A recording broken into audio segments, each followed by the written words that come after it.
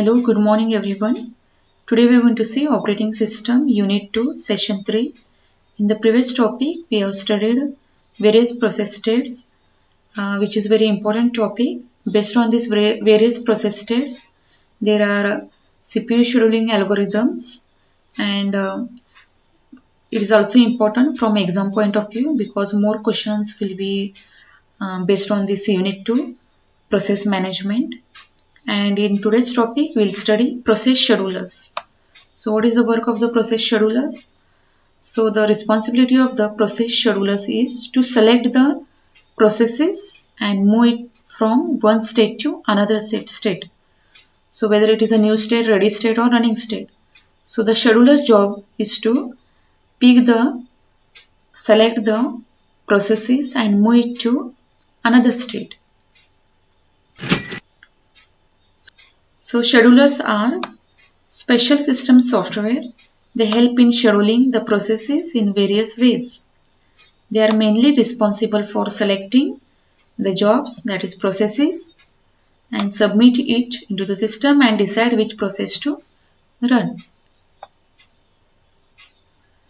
So where these schedulers will be working? So schedulers will be working between these various states.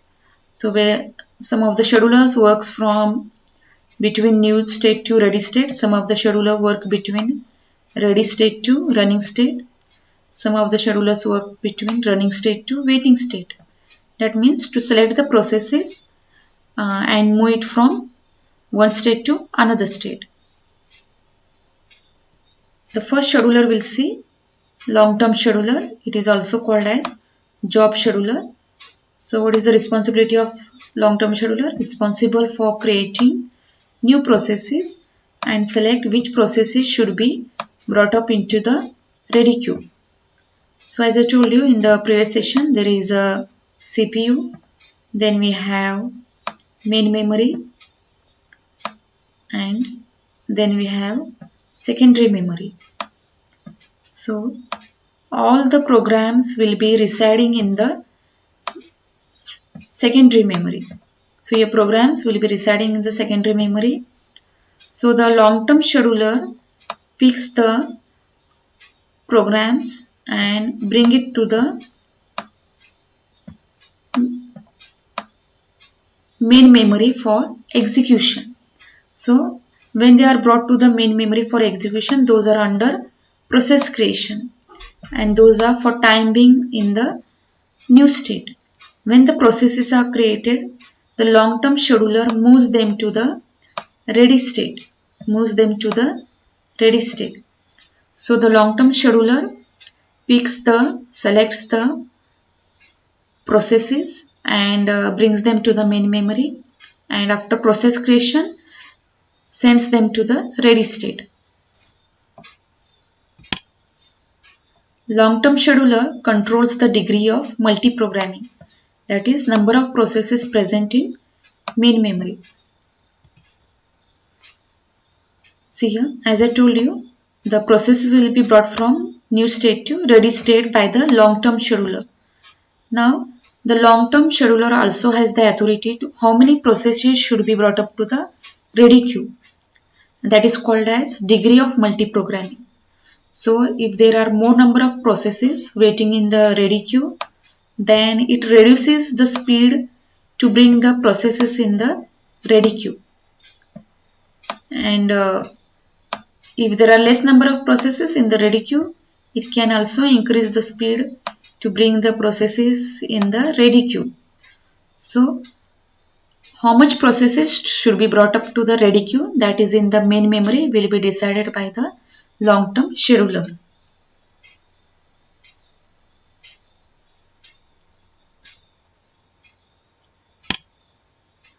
Processes can be described as either input-output bound processes, that is spends more time doing input-output than computations, many short CPU bursts. Next is CPU bound process, spends more time doing computations, few very long CPU bursts. So whenever the long-term scheduler brings the processes in the ready queue, It brings the mixture of input-output processes and CPU-bound processes. Input-output processes means, so these are the processes which will be using the input-output resources. Those will be using more input-output resources. Whereas CPU processes are those which will be using more computations, CPU burst.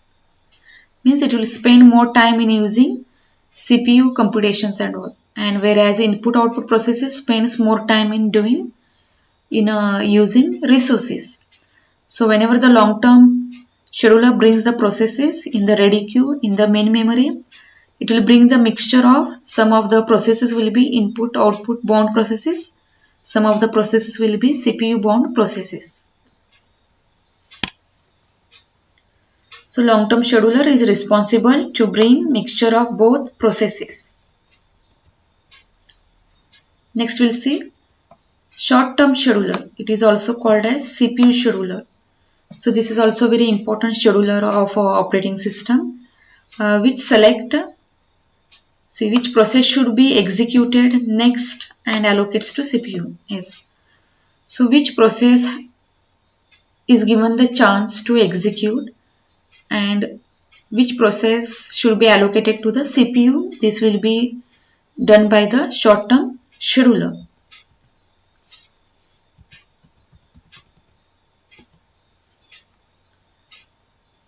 So where those will be used? Yes. So the short-term schedulers will be used between ready queue to running state. Okay. Now already the processes are waiting in the ready queue.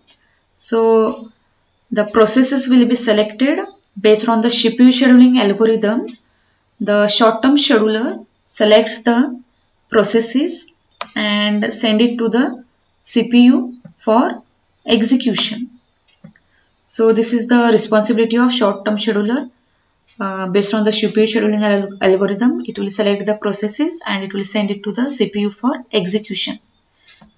Sometimes the only scheduler in a system, short-term scheduler is invoked frequently, milliseconds, must be fast as the short-term scheduler working is very fast because it has to select the processes and immediately they have to send it to the CPU for execution.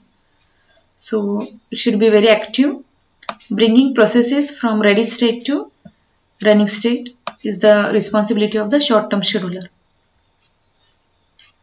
Next one we'll see medium-term scheduler. So medium-term scheduler are responsible for suspending and resuming the processes. It is called swapper. So whenever there is no memory in the main memory, that means there are too many processes waiting in the ready queue. Then or some of the processes wants to use the resources and resources are not available. So instead of waiting in the ready queue, such processes will be sent to the ready suspended, and that will be done by the medium term scheduler. That is sending the processes from main memory to secondary.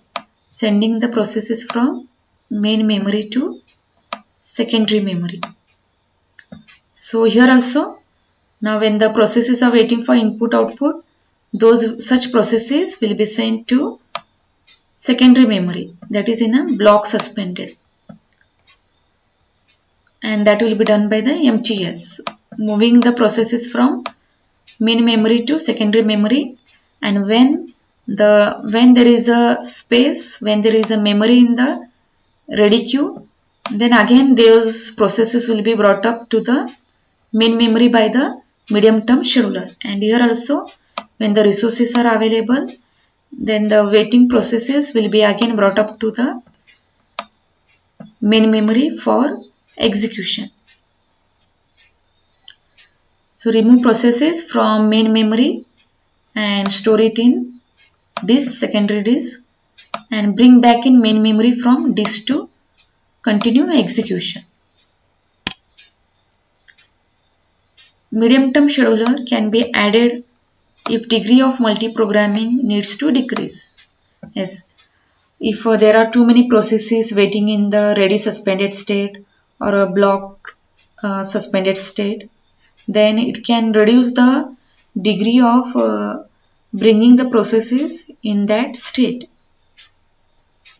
So there are three types of schedulers: long-term scheduler, short-term scheduler, and medium-term scheduler.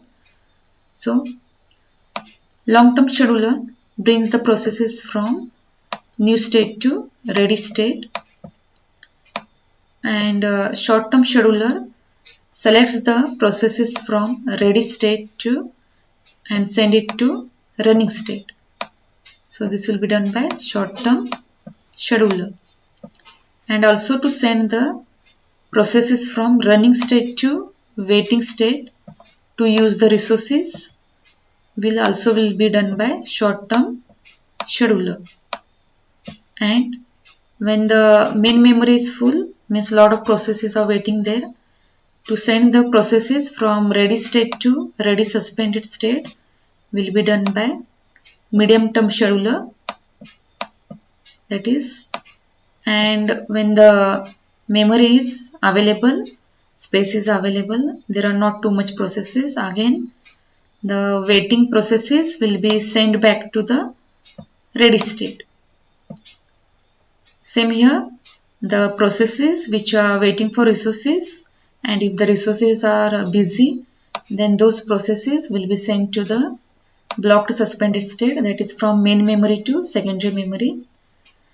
And also if the resources are available, those will be sent back from block suspended state to waiting state, and this will be done by the medium term scheduler. So we have completed this session. In the next session, we'll see various possibilities of the states, how the process moves from one state to another state, and what are the various possibilities. Thank you.